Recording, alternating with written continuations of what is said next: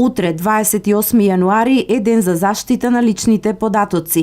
Македонската дирекција за заштита на личните податоци денес ги презентираше резултатите од работењето на оваа дирекција минатата година, како и досегашните активности во рамки на ИПА проектот поддршка за пристап до правото на заштита на лични податоци. Клучните елементи на новата нацрт стратегија за спроведување на правото за заштита на личните податоци е во финална фаза и значи јакнење на сите надлежни институции за заштита на ова загарантирано право. Една од најголемите новини е што е со закон наложено етаблирање на функцијата офицер за заштита на личните податоци кај компаниите кои се контролори, односно иматели на базите на податоци.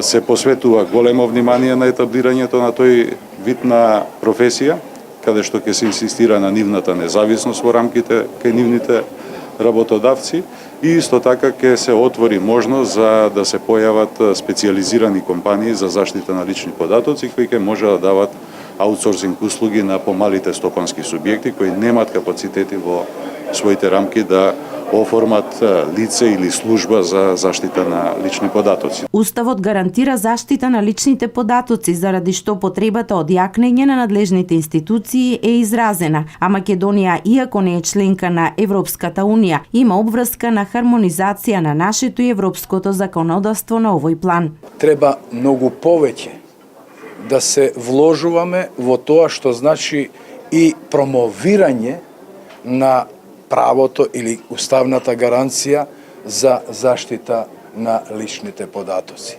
Сметам дека во Република Македонија не само што треба, како што рече и директорот, да се зајакне законската регулатива по однос на заштита на личните податоци и да зајакнат институциите за заштита, туку исто така треба да вложуваме напори во тоа што реков промоција на тие права.